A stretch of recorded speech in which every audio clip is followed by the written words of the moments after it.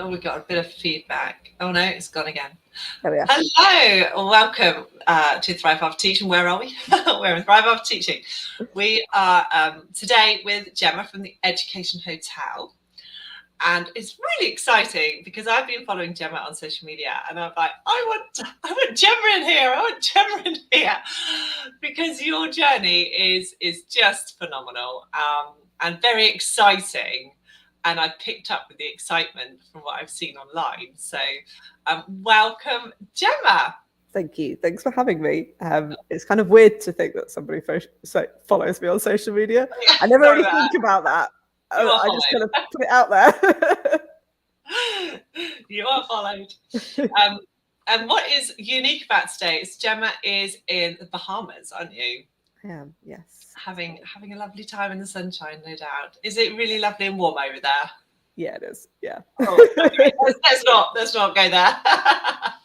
I'll look on your Instagram or something to look at the lovely sea. So, Jemma, tell us briefly about your educational experience and your journey that you've taken so far. Yeah, of course. So if I start right at the start, like for me, I loved school growing up. So it made sense that it was a really happy place for me. I really enjoyed it. And so when I left university, I mean, I qualified as a biochemist, so very far away from education. That was my initial degree. I decided during that process that I didn't really like biochemistry, or I didn't like the career options at the end. I liked the subject, but not the career options. So I became a strategy consultant. That was my first ever job down in London. And one of the things that we focused on was education.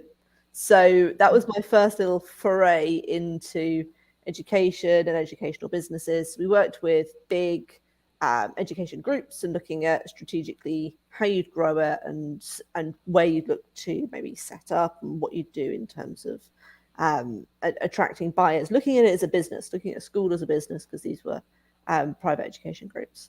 I also then started tutoring, which sounds like a really odd thing to do because I ran a strategy, like I was in a strategy consultancy and the hours there are long. But my partner lived in Oxford, I lived in London, and I started to get bored. And I am one of those people, I'm not very good at sitting around. So I'm better at it as I get older, but not so great. So I started tutoring on the weekends, I tutored holidays, and then I moved back to Oxford. And when I moved back to Oxford, I started running a residential school, which, again, slightly unusual career path. But I'd come back to Oxford. I didn't know what I was going to do. And I linked up with the summer school. And the summer school asked me, did their summer school or taught their summer school? Would you write a 3-month program for one of our students? Wow. Because they're coming over for 3 months and we're desperately trying to find other people to come over for 3 months, but we don't actually have a program. And the day I went to hand that piece of information in, their centre director left. So they literally turned around to me and said, would you do it? And so I was about a year and a half out of university. So quite new. I had a master's, but not in education. And suddenly I was running a centre, a study centre. So international students would come over for 3 months. They would study. I lived on site. I lived residentially on site. I had a staff team. Yeah. That is a lot, isn't it? To handle and to take on. Yeah. They could see that strategically I knew how to grow it. Yeah. But the thing I did not have the operational experience because I never run a business. This was my first kind of, I was. Believed in you, yeah, they did. And that was great because I went from the kind of, I've once worked with an international company on strategic stuff, very far removed, to suddenly I now live on site. I'm in charge of what ended up being 30 pupils per term by the time I left. I now need to I was essentially the head of the school. And when I handed it over to somebody who had been an international head. And I did that handover because one of the older more experienced members who ran the summer school side said to me, look, Jemma, you're moving into this idea of school management.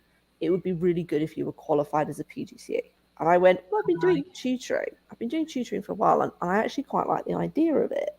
So, all right, I think that's probably the way I need to go. Went back to university, did the PGCE. Did not enjoy the PGCE, I'm going to be honest. Wasn't for me.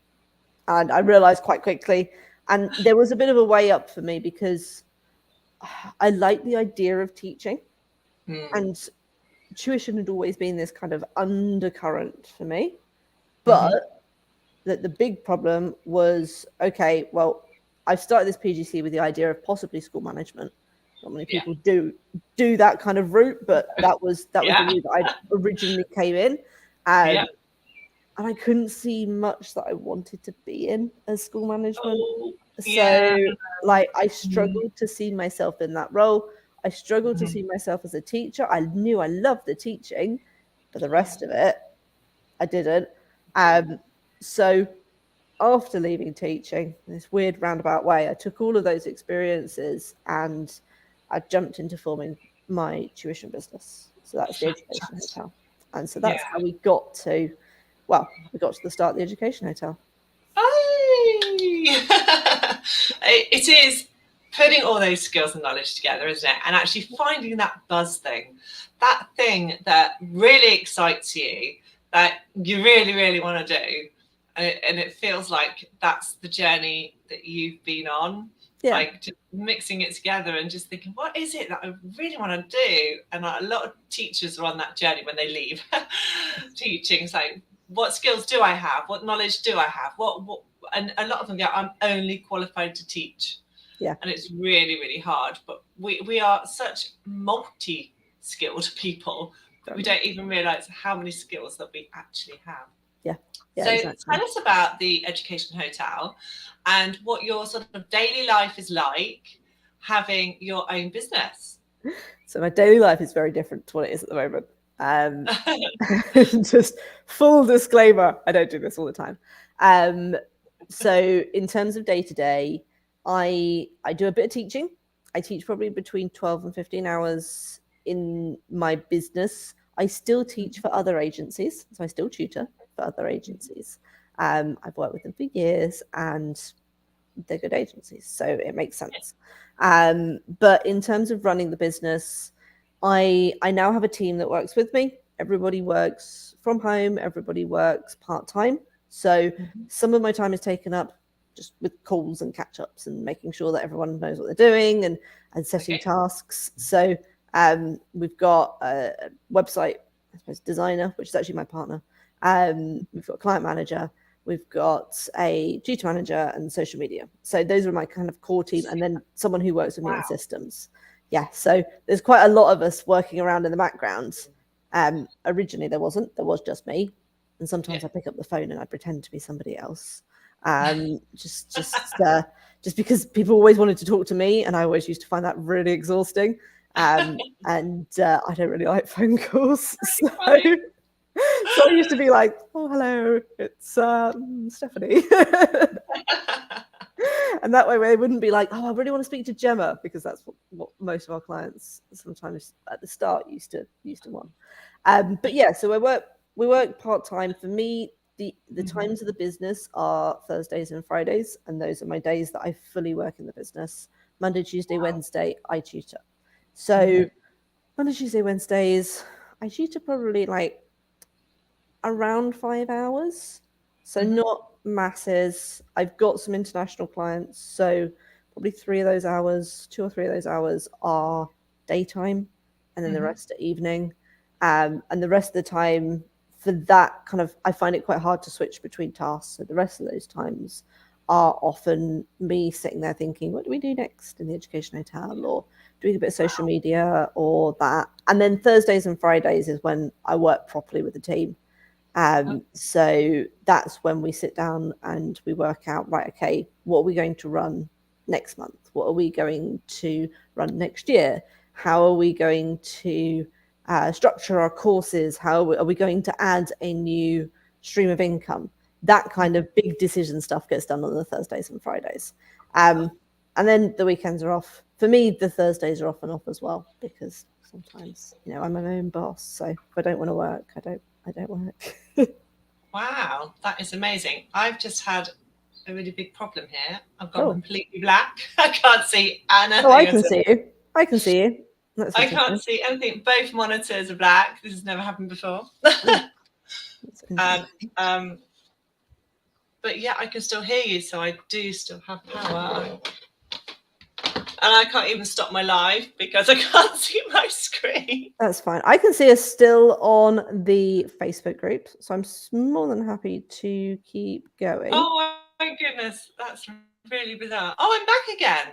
That was really scary. Sorry, that was a really good live situation. Did I go black? What happened to me? Nothing happened to you. Oh, okay. No, you're just still there. Okay, let's pick up. So you started from just yourself, tutoring one-to-one, and you have expanded into this business of yours. Sorry, can you just say how many's in your team of teachers that you have that you taught? We've got a tutor team of, currently it sits at 63. I will say 63. Not everybody works all the time with us, but our tutor team is wow. 63. Oh my goodness. And it started with just you. One. Yes. That is amazing. And how long has it taken to grow from being one into having 63 teachers on your team? We've been running for 4 years. I always say this on lives, and I'm like, is it 4 years? Because obviously I did a bit of one-to-one before that, but I think it's around 4 years. And then over this last year, in terms of kind of growing, obviously we went from no tutors, we've built up the tutor team. We've introduced over the last couple of years, so we've gone from one-to-one tuition. We've introduced holiday courses. Holiday courses are quite a big stream for us now. We do group classes. This year we introduced mock exams. We try and put some new stuff in every year. We do master classes, and now the kind of the pinnacle. No, we're still growing. The kind of next step for us is franchising. So we are. What's next? Yeah, it's a big growing thing, and franchising is the next step for us. I absolutely love my business, and so for me, I want to get more people into it, and I want to tell more people about what's cool about it, what I enjoy about it. Yeah, and, absolutely. The pros of running that business. So when you say franchising, do you mean so using your model that you have done, so your pathway into being one to then employing lots of teachers? Yeah. So is that the franchise model that you're? Yeah. So for our model, our franchisees will start with one-to-one tuition. Our holiday courses are fully written, lesson plans, recorded, homework. Oh wow! It's all there. So providing not just sort of business strategy, but actually all the worksheets and all the lessons. Yep, it's all there. Oh my goodness. It's all there. That's amazing. Yeah. And then for them to grow their own team. Yep, grow their own team. So all the recruitment stuff's there. And then for them to add their own streams the same way that we do. So start with one-to-one, start with holiday courses and group courses, and then to grow. So add in the master classes in their own area of expertise. So they get to take control of it, because one of the things I looked into when I was kind of, as I left strategy consulting, and I was like, oh, what do I do? I started doing a bit for Explore, and Explore have a very different model to our franchising. Theirs is very set. And when I looked at our franchising, I went back to Explore, and I had a little tour of my local Explore, and I realized, it doesn't matter which Explore you go to, it's always exactly the same.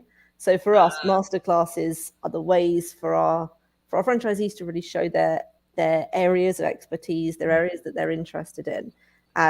Because I didn't want it to be this big, this big, the same no matter where you are. I wanted there to be a bit of personality in the way that people run. So there's the chance for you to grow that business, and obviously everything is there to grow it.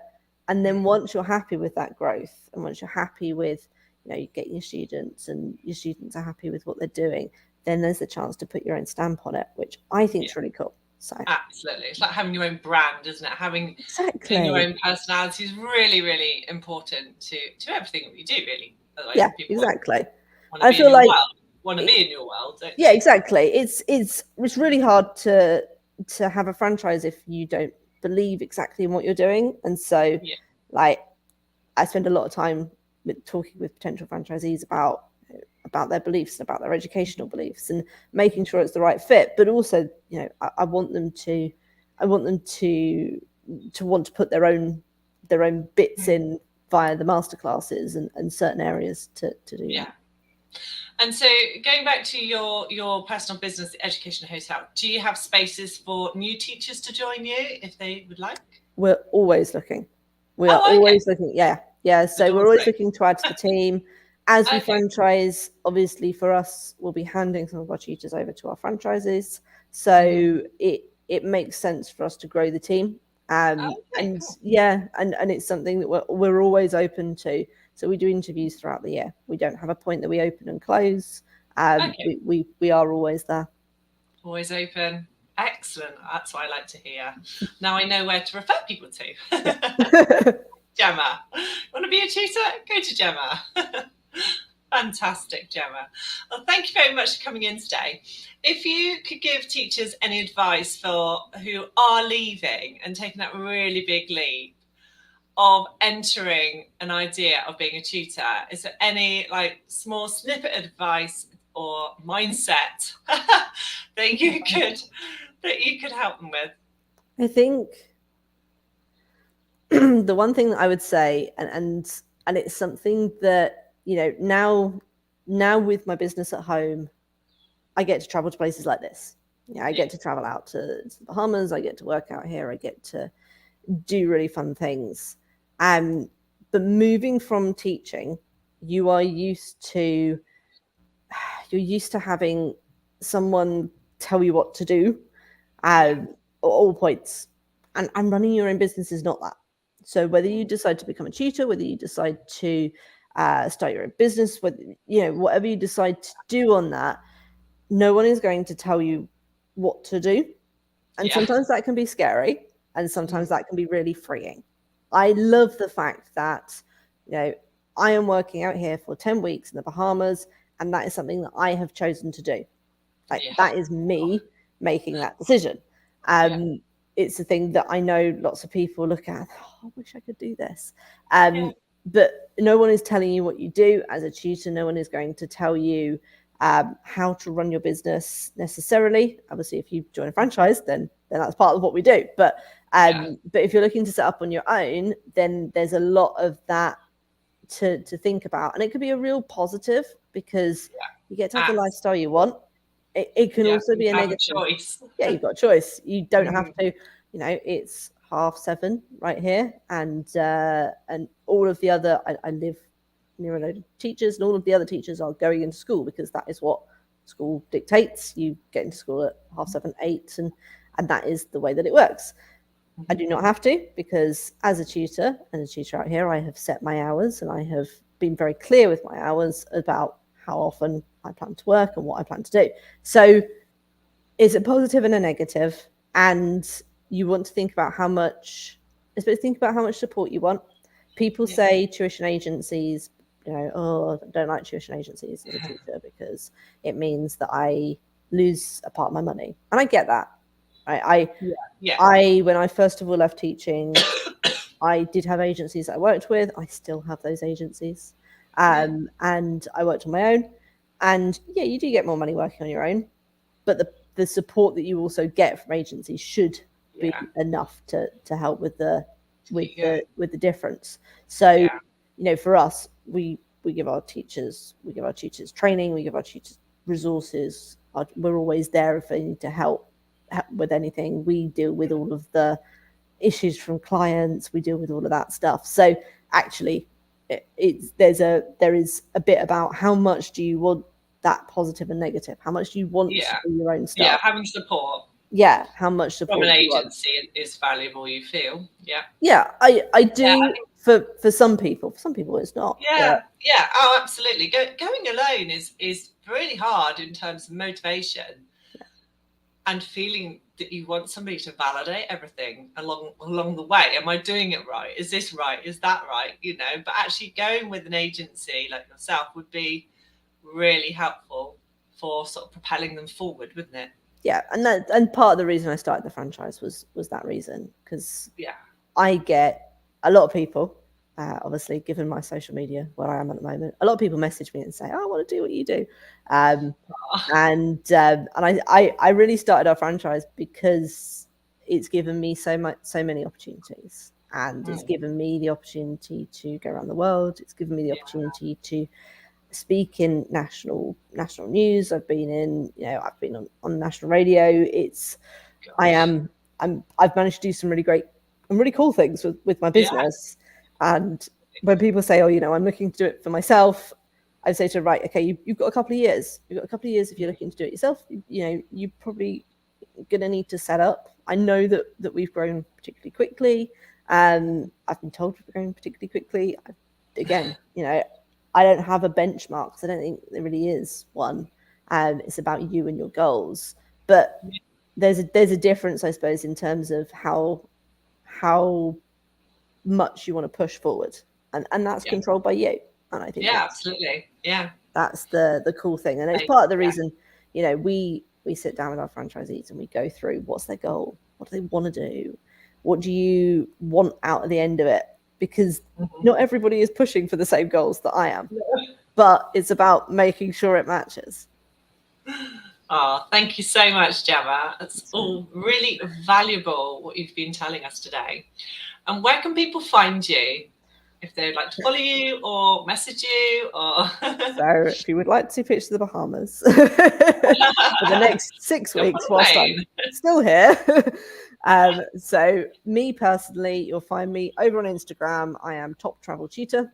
And that's pretty much the main place where I post about my stuff. A lot of that is residential work, which I tend to do like once a year. And then if you want to find out about the Education Hotel, we are the Education Hotel pretty much everywhere. So if you type that into TikTok, if you type that into Instagram, Facebook, even LinkedIn, we're pretty much there. We're findable. We do run our own franchising page. We do. I'm starting up a kind of fun TikTok video showing not just what I'm doing, but looking at the differences between teaching and tutoring. And so that's new. That's starting. So so there's quite a lot of bits that we do, but ultimately, if you find one bit, you'll probably find the other bits. Super. Well, thank you so much for coming in today. It's lovely to have met you, because we've been trying, haven't we, for a couple of weeks to get this going, make this work. And so thank you so much for coming in to Thrive After Teaching today. And I hope you have a lovely day, because it's very early there. I am. Yeah, I'm going to go hit the beach. I bet you are. I don't have to work until 4 today. I don't have clients until 4. So, yeah. All right. Have a lovely day. All right. Perfect. Bye then. Bye. Thank you.